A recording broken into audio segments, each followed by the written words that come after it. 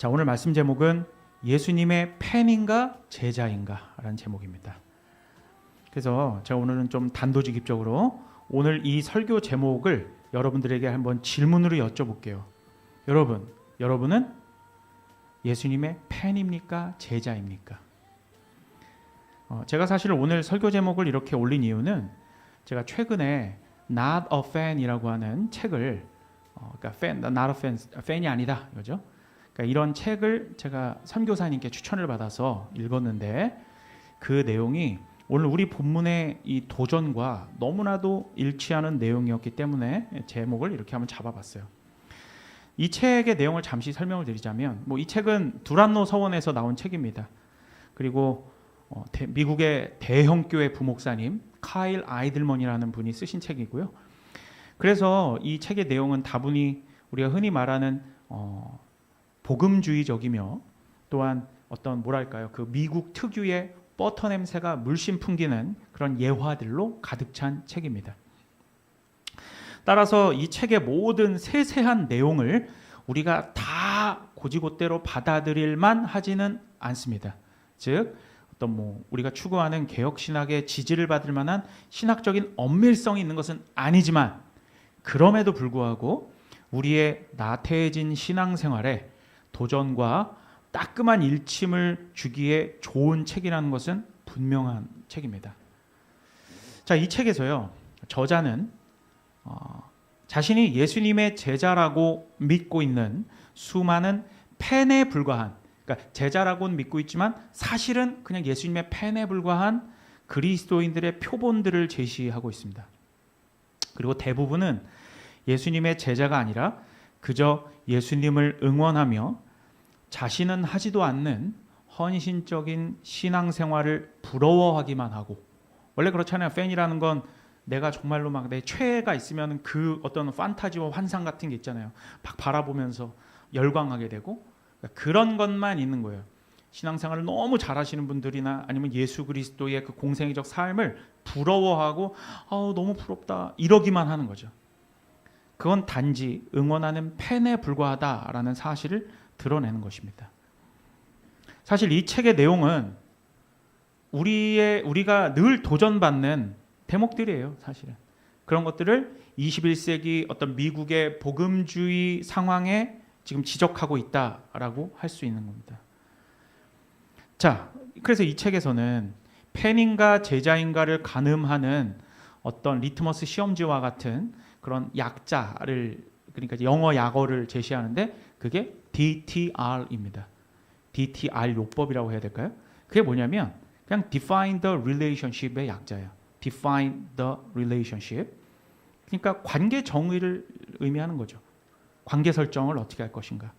그렇죠? 예수님과의 나와의 관계가 어떻게 설정되어 있는지 점검하면 내가 팬인지 제자인지 드러나는 것이죠.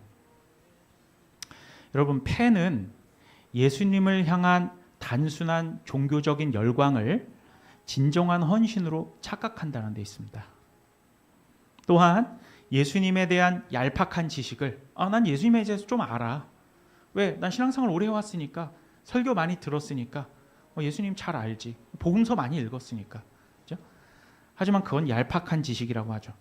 그런 예수님에 대한 얄팍한 지식을 깊은 친밀함으로 오해한다. 그렇죠?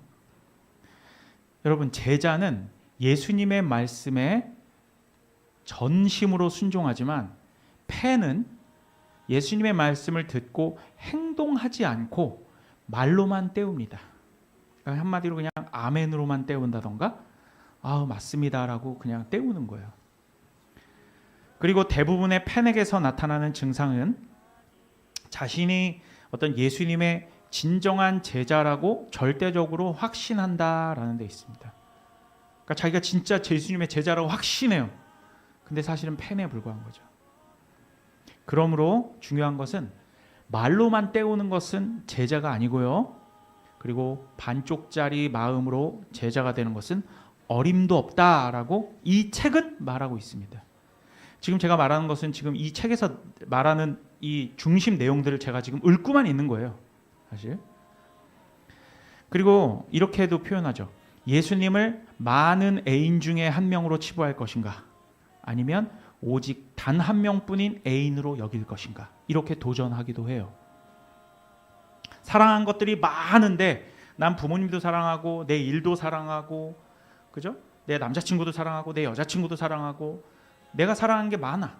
내 몸도 사랑하고 그 중에서 가장 사랑하는 것들 중에 하나가 예수님이야. 이것과 내가 전적으로 온전히 사랑하는 것은 예수님뿐이야. 이거랑은 완전히 다른 겁니다. 다른 사랑하는 모든 것들 중에 하나가 예수님이냐, 아니면 전적으로 내 목숨보다 더 귀하게 여기는 것이 예수님이냐, 여기에서 차이가 나는 거예요. 여기에서 팬이냐 제자인가가 드러나는 겁니다. 그죠? 여러분, 성경은 우리에게 계산하고 예수님을 따르라고 도전합니다. 그냥 무조건 따르라고 하는 게 아니라 너가 스스로 예수님을 위해서 너가 얼만큼을 대가를 지불하고 얼마나 너의 희생을 감수할 수 있는지 계산하고 그것을 한번 보고 여기서 예수님의 제자가 될지 아니면 떠날지를 계산하라라고 성경은 말해요. 그게 누가복음 14장 말씀인데, 누가복음 14장 27절에서 37절 말씀을 함께 읽어봅시다. 누가복음 14장 27절에서 30절 우리 한 목소리로 함께 읽겠습니다. 시작. 누구든지 자기 십자가를 지고 나를 따르지 않는 자도 능히 내 제자가 되지 못하리라. 너희 중에 누가 망대를 세우고자 할진대 자기의 가진 것이 준공하기까지에 족할는지 먼저 앉아 그 비용을 계산하지 아니하겠느냐. 그렇지 아니하여 그 기초만 쌓고 능히 이루지 못하면 보는 자가 다 비웃어 이르되 이 사람이 공사를 시작하고 능히 이루지 못하였다 하리라. 제가 이제 과거에는 그런 건설 계열 회사를 다녔기 때문에 아파트 단지를 짓는 것이 어떻게 흘러가는지에 대해서 어느 정도는 알고 있죠. 그렇죠? 땅 주인인 시행사가 이 사업의 주체가 되어서 시공사를 선정을 하고, 그렇죠? 거기에 따르는 공사 대금이 있을 거 아닙니까? 그거를 분양을 시작을 해서 거기에서 이제 나 이 아파트 살래요 하는 사람들이 몰려들 거 아닙니까? 그 사람들한테서 먼저 계약금을 받죠. 그럼 그 계약금으로 공사를 시작합니다. 그리고 나중에 중도금, 잔금으로 공사를 다 마무리를 짓는 거죠. 그런데 분양도 안 돼. 그러니까 한마디로 아파트가 안 팔린단 말입니다. 그죠? 그거는 어떤 잘못이에요? 애초에 이 시행 주체가 이 아파트가 팔릴지 안 팔릴지 계산도 안 해보고, 그리고 얼마나 이 공사 대금이 나올지 계산도 안 해보고 이 사업을 그냥 진행한 거예요. 그러다가 분양도 안 되고 모집도 안 되고 중도금도 안 들어와. 계약금 어떻게 해서 착공을 시작했어. 준공을 하기까지는 굉장히 많은 노력과 시간과, 그죠? 돈이 필요하죠. 그런데 중도금이 안 들어와. 분양이 안 돼. 어떻게 됩니까? 부도가 납니다.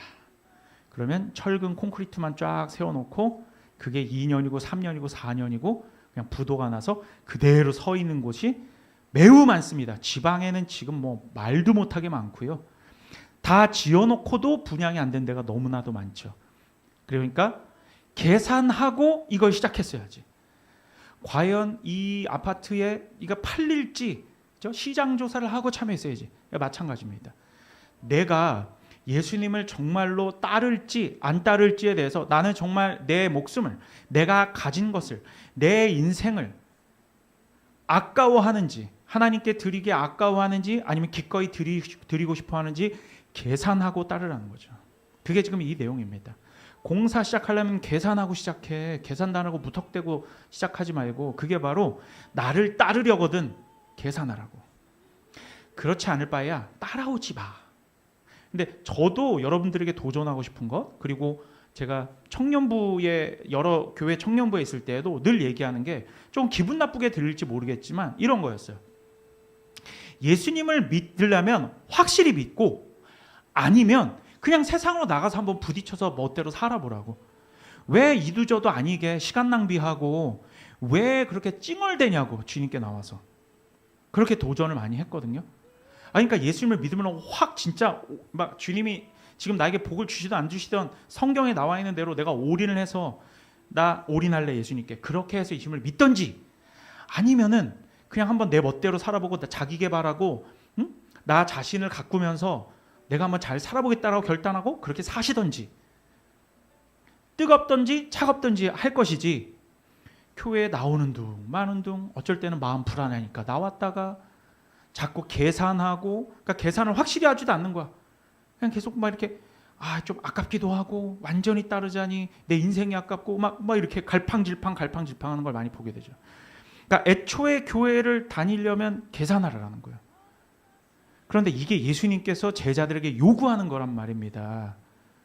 제가 극단적으로 말하는 게 아니라 성경은 언제나 우리에게 극단을 요구해요. 한번 생각해보고 천천히, 뭐 이런 건 세상에서 그러니까 타협하는 사람들, 협상하는 사람들이 하는 얘기고, 우리의 신앙은 그런 게 아니라는 거죠.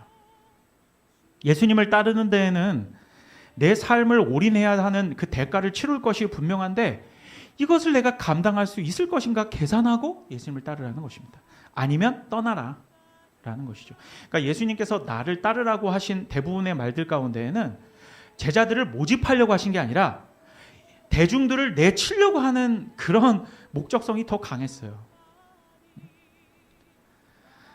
여러분, 여기서 분명히 아셔야 되는 것은, 여기서 제자라고 하는 것은 천국에 들어갈 하나님의 백성들, 즉 성도들을 의미하는 것입니다. 그러니까 제자라는 어떤 특별한 엘리트 집단을 지금 모집하는 게 아니고, 그게 아니고 하나님의 백성, 성도, 천국 들어가고 싶어하는 사람들을 모집하시는 거예요. 그게 지금 제자화라는 거예요. 그러니까 주님의 백성, 성도, 신자, 제자 같은 말이란 말입니다. 한마디로 구원은 예수님의 제자만 받는 거예요. 예수님 제자가 아니고서 여러분 구원을 어떻게 받습니까? 여러분, 어중이 떠중이로 천국에 들어가는 경우는 절대 없어요. 명심하십시오.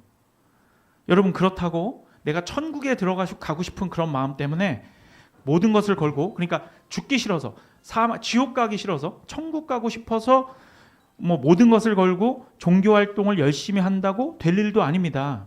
예수님의 제자가 되는 것은, 참된 제자는 하나님의 은혜와 진리를 올바르게 깨달아야 하며 그에 따른 합당한 삶이 수반되어야 하는 거예요. 그리고 이 일은 전적으로 성령이 하시는 것입니다. 여러분, 은혜와 진리를 깨닫기 시작하면 종교적 의무로 알고 있었던 것들이 더 이상 의무가 아닌 게 되어버려요.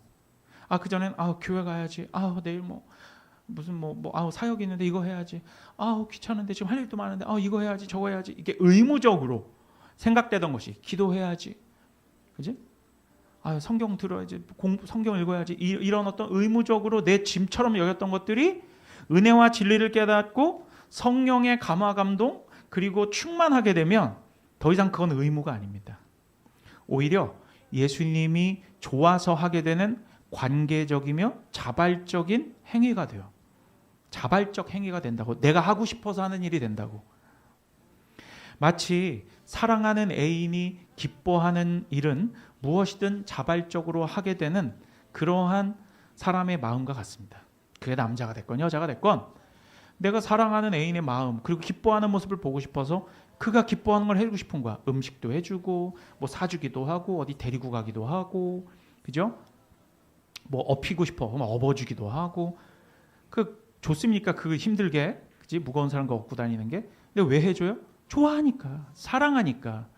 그런데 우리가 주님을 사랑하게 되고 우리가 은혜와 진리를 깨닫고 하나님의 참된 제자가 되면 주님께서 좋아하시는 일을 내가 자발적으로 하게 된다라는 것입니다. 예수님을 위해 급기야는 죽기까지 헌신하게 돼요. 그런데 그게 그냥 입으로만 하는 게 아니라 정말 내 인생을 갈아 넣는다는 얘기죠. 한마디로 오늘날로 말하면 섬기는 교회 공동체의 형제 자매들을 섬기고 세교우들을 위해서 영혼을 갈아 넣습니다. 예수님께서 지상 최대 명령으로 주셨기 때문에 내가 이 복음을 온 땅 가운데 전파하는 것이 내 사명이야. 근데 그것이 내가 정말 죽기까지 사랑하는 예수님께서 나에게 그냥 뭐 특별한 계시고 뭐고 간에 내게 기도하면 하나님이 마음 주시건 안 주시건 간에 말씀 가운데 그냥 나와 있어. 전하라고. 그러면 전도하는 삶을 살게 되는 것이죠. 영혼을 갈아 넣습니다. 그래서 이 제자들은 그들의 인생에 있어서 예수님이 가라고 하면 가고 멈추라고 하면 멈추는 삶을 살게 되죠. 그러면은 뭐가 바뀐 겁니까? 차가 가고 서는 걸 누가 하는 거예요? 운전수가 하게 되죠. 운전수가 바뀐 겁니다. 그 전에는 악셀을 밟고 브레이크를 밟고 그리고 스티어링 휠을 운전하는 그러한 모든 어떤 운전과 작동 자체를 그 운전 주체가 나였는데 그 운전 주체, 조작의 주체가 예수님으로 바뀌게 된 겁니다. 따라서 제자가 된 이후에는 더 이상 변명되거나 꿈을 대지 않습니다. 그러니까 이 책에서 말하는 것, 나라펜에서 말하는 게 굉장히 복음주의고 굉장히 미국 대형 교회면 여러분 굉장히 좀 이렇게 널널하잖아요. 누가 간섭 안 하고. 근데 엄청난 도전을 하는 겁니다. 그런 나태에 빠진 미국 복음주의 기독교인들 가운데 변명하거나 꿈을 대지 말고 따라. 무슨 뭐 골프 간다고 지금 주일날 뭐 일부 예배만 드려 그딴 거 하지 말라는 거예요.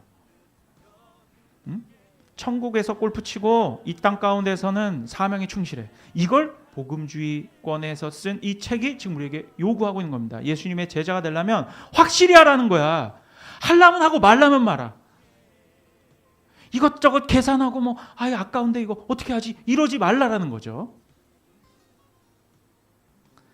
제자는 전부를 드리지 않으면 아무것도 드리지 않은 것과 같다라는 겁니다. 그것도 이 책에서 말하는 거예요.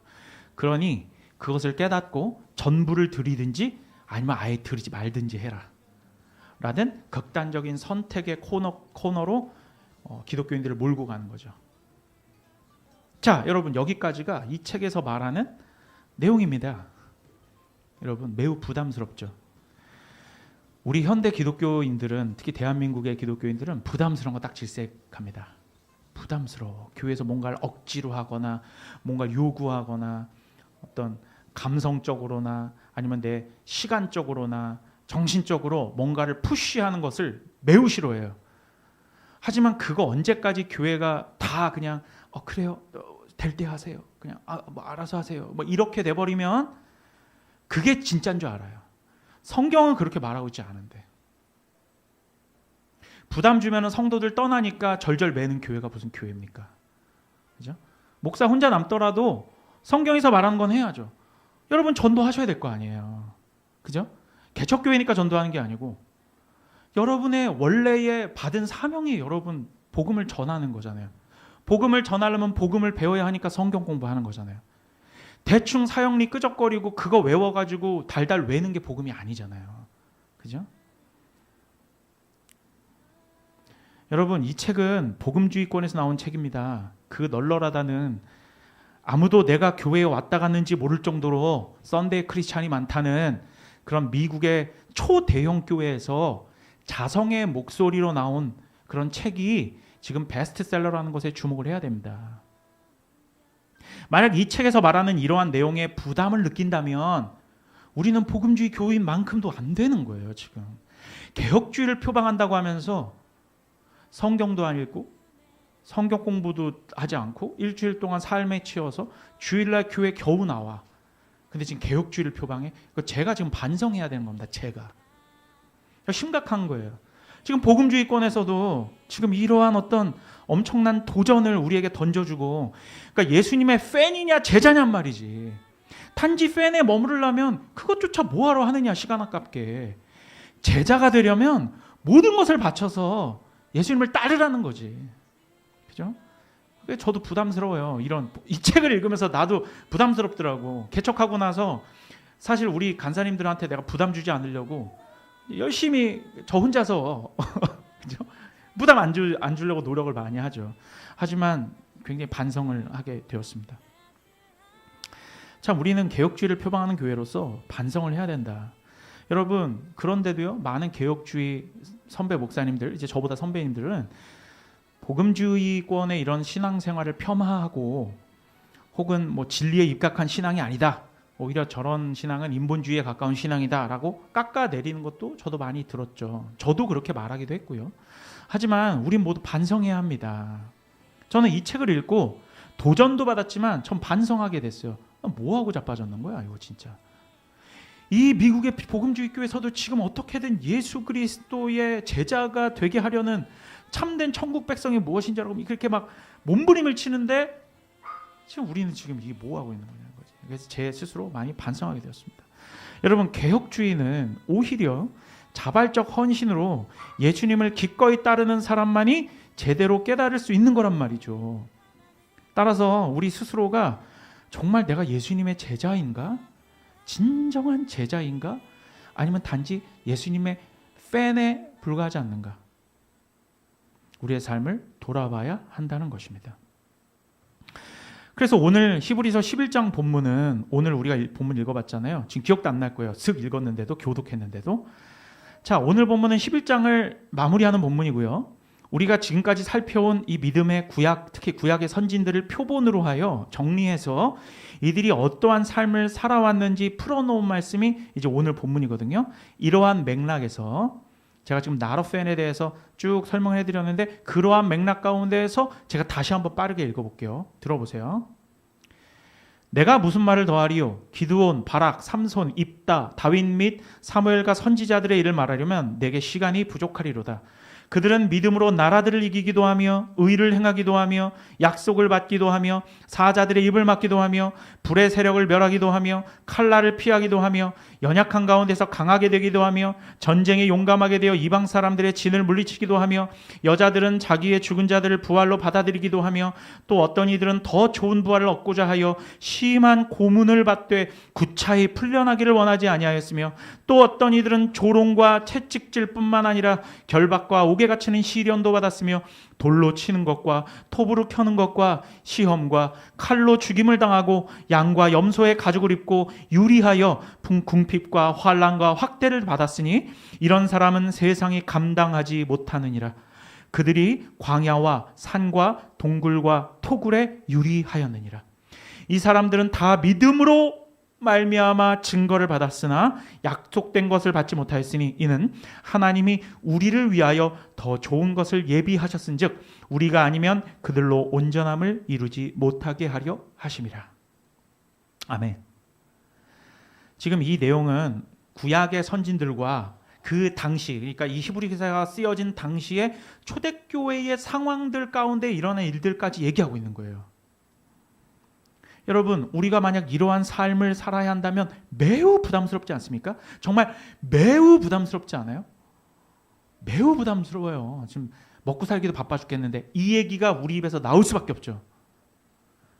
그런데 여러분, 우리가 충격으로 다가오는 것은 이것이 그 당시에 지구상 가운데 유일하게 있었던 기독교인들이 이들이라는 거예요.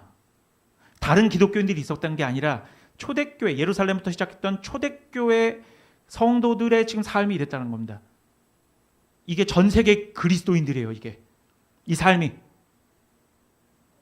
이건 무슨 기독교 성인들이나 순교자들만 살아야 하는 삶이 아니라 천국 가기 원한다라고 하는 모든 성도들이 감당하고 부딪혀야 할 삶이라는 것에 우리는 충격을 받는다라는 거예요. 여러분, 어쩌면 저를 포함한 우리 모두가 어쩌면은 그리스도와는 아무 상관없는 기독교 껍데기만 겉핥게 하고 있는 것인지도 몰라요. 그러니까 해악에 빠진 거죠. 저도 완전히 충격을 받는 거예요. 저도 나름대로 개혁신앙을 함께하며 정말 그리스도인다운 삶을 살아보고 있다고 막 아둥바둥하지만 사실상 그 코끝에도 발끝에도 미치지 못하는 거였던 거야. 알고 봤더니 이럴 수도 있어요. 저는 그게 매우 두려운 겁니다. 그러니까 제가 여러분 우리가 이러이러한 삶을 살고 여러분 우리가 이런 헌신을 합시다라고 하는 것이 사실은 성경에서 요구하는 삶에 발끝에도 못 따라오는 거였어. 그런데 모든 기독교인들이 전부 다 우리 하이미처럼 갓난 아기 수준의 신앙에 불과해서 어른은 아예 없고 저도 초등학생 수준밖에 되지 않는 거야. 그럴 수도 있어요. 매우 두렵습니다, 여러분. 매우 두려워요.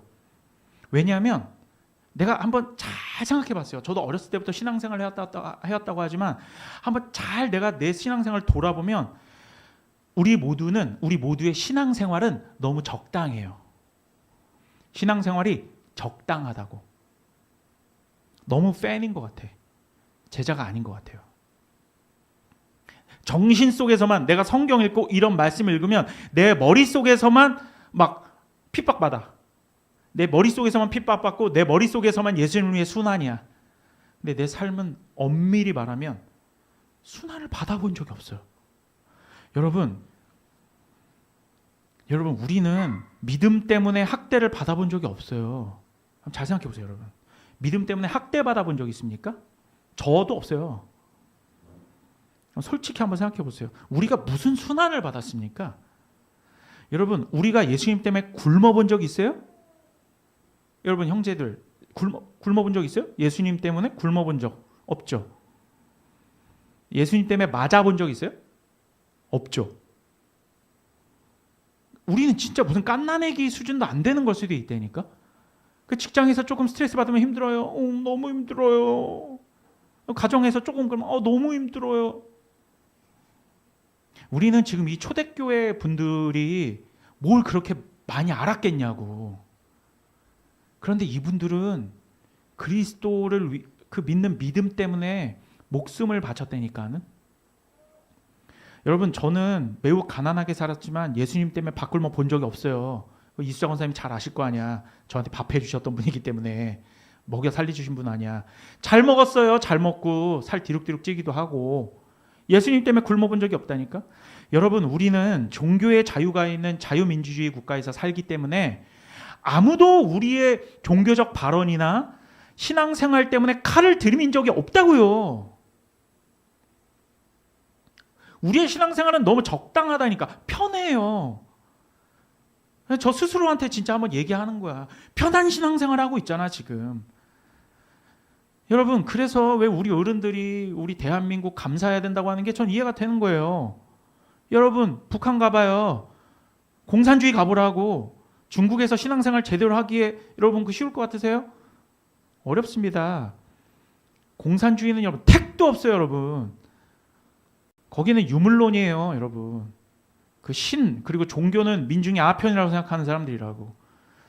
여러분 북한에는 아예 교회 없습니다. 교회가 아예 없어요. 착각하시면 안 돼. 지하교회 그딴 거 없어요. 다 사기치는 거야. 지하교회가 어디 있습니까? 북한에. 다 죽어요 여러분. 평양에 봉수교회 있다고? 여러분 그건 교회 아닙니다. 그거는 그냥 선전 도구예요. 어쨌든 우리 대한민국을 보면 우리는 미국처럼, 지금 이 책이 미국 책이었잖아요. 살기 너무 편해요. 너무 좋다고. 우리가 언제 조롱과 채찍을 받았고 예수님 믿는 것 때문에 옥에 갇혔습니까? 우리가 언제. 어떻게 보면 우리는 너무 편한 신앙생활을 해서 어쩌면 예수님과 전혀 상관없는, 이 속된 말로 죄송합니다, 배때기 부른 기독교 흉내의 삶을 사는 걸 수 있다니까요.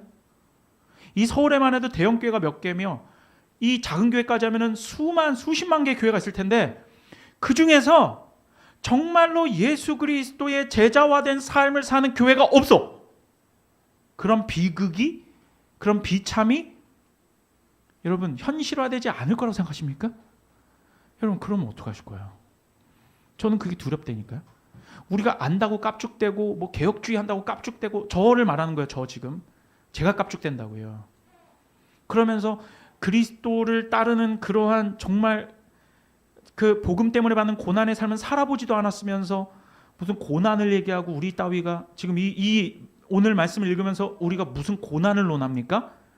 고난을 논합니까? 톱으로 켜는 것과 칼로 썰리는 것과, 이거는 진짜 호러예요, 호러.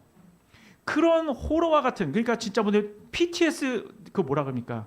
외상후 스트레스 장애, 그 올 정도로 이런 상황 가운데서 예수를 믿은 사람들과 우리처럼 자유민주주의 국가에서 배부르고 등 따시고 뭐 조금만 하면 나 기분 나쁘게 했다고 서로 핀잔하고 신란하고 자존심 싸움하고 위력 싸움하는 그따위 신앙생활을 하고 있는 지금 이 한국교회의 현실 가운데에 지금 우리가 무슨 이 히브리서 11장을 어떻게 논합니까? 제가 진짜, 저는 이 말씀을 읽으면서 충격을 금할 수가 없었어요. 그러니까 1차 충격은 Not a fan을 읽으면서 지금 복음주의권에서 이런 자성의 목소리가 나오는 거, 그리고 오늘 본문을 읽으면서 초대교회의 이런 현실들이 지금 사실은 그분들은 이 신앙성경이 쓰여졌던 당시에는 이분들은 이러한 신앙생활을 하고 그런데도 믿음을 지켰고 이런 사람들은 세상이 감당하지 못하였다라고 말하는데 우리의 현실 속에서는 정신으로만 순환당하고 정신으로만 핍박받아. 지금 이 문 밖으로 여러분 나가면 여러분들 인권 다 존중해줘요. 여러분 누가 흘기고 가고 조금만 띡 하면은 여성분들 같은 경우에 성희롱이야. 다 철컹철컹해요 여러분. 이렇게 여러분 인권을 존중해준 나라가 어디 있습니까? 내 인권은 존중할 줄 알면서 그리스도를 위한 제자화된 삶에는 관심이 없어. 그게 우리의 삶일 수가 있다고요. 저는 매우 반성하게 됩니다. 부끄러워요 제 스스로가. 내가 지금 뭐하고 앉아있나 진짜. 여러분들은 어떻습니까? 저는 대부분 우리 교회 사람들이 그러겠지만 저는 침례교 같은 장로교에서 나고 자라서 그죠? 복음주의권에 정말 충만했던 그런 교회에서 저 너무 감사하고 제가 사랑하는 제 모교회거든요. 그 교회에서 나고 자라서 신학한다고 했을 때 개혁주의를 공부하고 참 성경적인 신앙이 무엇인지 찾아서 여기까지 왔다고 생각하는데 지금 이 책에서 베스트셀러 됐는데 이제서야 읽은 옛날에 나온 책인데 이 책을 읽고 내가 지금 도전을 받았다는 것은 제가 문제가 있다는 거예요. 개혁주의 공부했다는 선배들이 그 한심하게 여기는 복음주의 책 아닙니까? 이 책이? 여기에서는 무슨 교리 공부 같은 것 안 하고요. 성경을 신학적으로 막 깊이 있게 보지도 않아요. 그리고 교회사 공부도 열심히 안 하는 그런 미국의 복음주의에서 이러한 도전을 한다는 것에 속된 말로 머리 받고 반성해야 된다는 겁니다. 개혁주의 머리 받고 반성하세요. 저한테 말하는 겁니다. 제가 주관한다고 여러분들 끌고 다니는 거 아니에요 지금. 저한테 지금 하는 얘기예요. 반성해야 됩니다. 여러분들 앞에서 지금 머리 받고 싶어요. 원상 폭격하고 반성하고 싶습니다. 어쩌면 우리는 개혁주의는 표방한다고 하면서 예수님은 저 멀리 딴 방에 있는데 지금 예수님 이 방에 계시다고 우리끼리 복작복작하고 있는 걸 수도 있어요. 그런데 예수님과 같은 방에 있다고 착각하는 거지. 그건 자기 기만입니다. 여러분 칼빈이나 쯔빙글리, 존 위클리프 같은 우리가 그렇게 책으로 읽는 종교개혁자들 그들의 유산을 이어받았다라고 하면서 그분들의 삶은 전혀 공유가 되고 있지 않다라는 거죠. 우리가 깊이 묵상하고 각자 신앙생활을 돌아보아야 할 것입니다. 저부터. 우리는 지금까지 이제 여러 구약시대 믿음의 선배들을 살펴보면서 이들이 오실 그리스도를 바라보며 고난받음을 기쁘게 여겼다라는 말씀을 11장 내내 읽었어요. 그죠? 특히 모세가 그랬죠. 장차 다가올 그 그리스도를 바라보며 고난받음을 기쁘게 여겼다고 했잖아. 그런데 그 고난받음의 그 정도가 우리는 이렇게 심할 정도인지는 몰랐다라는 거지. 인생을 다 바쳐야 되는 거네. 내 목숨을 바쳐야 되는 거 아닙니까?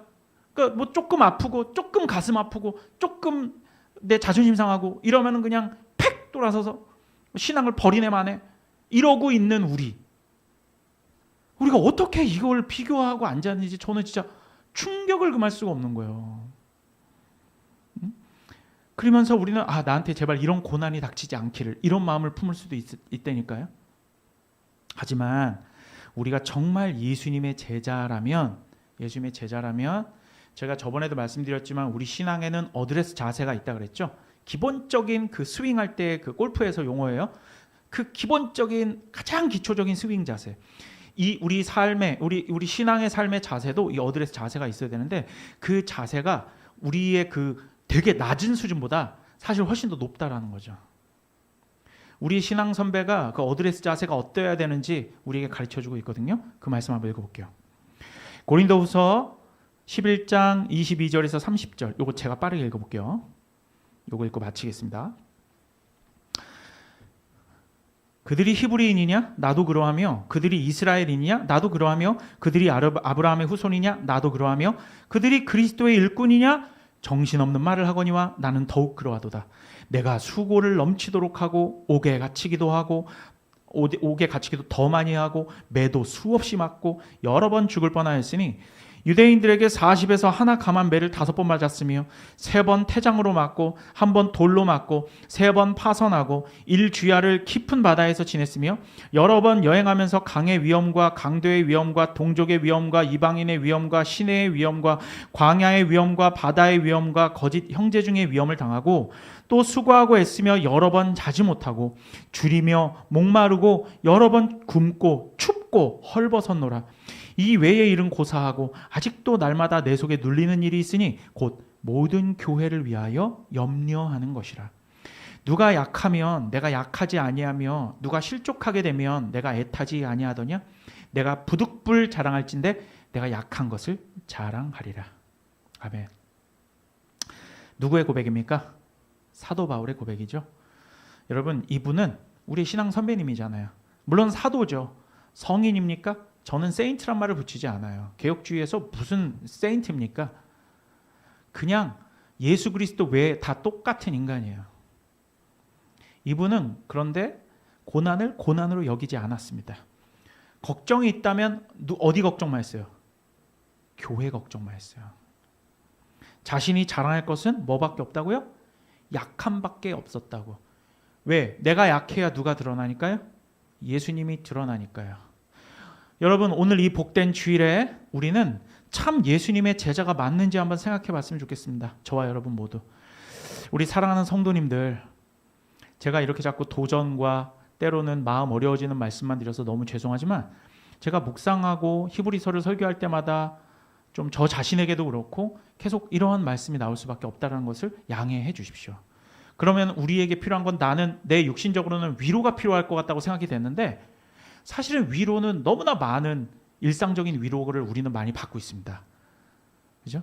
하지만 이 말씀으로 진짜 우리의 죄된 본성을 치유하고 정말 우리가 예수님의 제자화 될 수 있는 길은 이 말씀에서의 우리를 향한 그 수술 메스예요. 썩은 곳이 있다면 그걸 도려내야 될 거 아닙니까? 거기에 자꾸 어떤 뭐 달콤한 약만 주면 영양제만 먹으면 뭐하냐고. 그러니까 그런 마음을 저에게 주시더라고요. 사랑하는 성도님들, 우리 주 예수 그리스도로부터 오는 위로와 격려와 칭찬을 하지만 아낌없이 드립니다. 여러분들 너무 다 잘하고 계시고 너무 이 작은 개척교회에서 이렇게 함께 사역하고 헌신한다는 거 너무 귀합니다. 제가 인정합니다. 그거를 폄하하지 않아요, 절대. 여러분 각자가 이 교회에서 여기서 같이 예배드리고 사역한다라는 것은 여러분들 많은 것을 버리신 것입니다. 제가 그걸 너무나 잘 알고 있어요. 하지만 성경의 말씀을 들으십시오. 제가 여러분들한테 잘한다 얼마든지 해드릴 수 있어요. 너무 잘하고 있어요. 나이스, 최고예요. 주님이 기뻐하실 거고 여러분들 너무 많은 것을 이미 들고 있어요. 쉬어가면서 하세요. 워워 쉬우면서 하세요. 그렇게 말할 수 있어요. 그게 성경적이라면. 하지만 제가 성경을 읽고 묵상해 보면 그런 게 아니더라고. 이게 나 스스로가 이게 배때기가 불렀구나. 지금 이 생각밖에 안 드는 겁니다, 여러분. 하지만 그럼에도 불구하고 여러분 계속 내가 적당히 하면 적당히 할수록 내 마음은 불편해지더라고요. 주님께 향한 온전한 헌신이 안 이루어졌을 때는 내 스스로가 불편하고 주님을 사랑하는 것 같지 않더라고, 내가. 여러분, 하지만 또 한편으로는 이렇게 도전합니다. 우리가 참된 예수님의 제자로 드러나기를 진정으로 소원해요. 단지 내가 가고 싶을 때 가서 열광하고 응원하고 싶을 때 되는 그런 예수님 팬이 아니라 예수님이 가는 곳에는 무조건 따라가고 생사고락을 같이 하는, 그래서 삶을 나누는 그런 제자가 되길 원합니다. 그렇게 저와 여러분 모두 예수님의 제자, 참된 천국 백성이 되기를 우리 주 예수 그리스도의 이름으로 간절히 축원드립니다.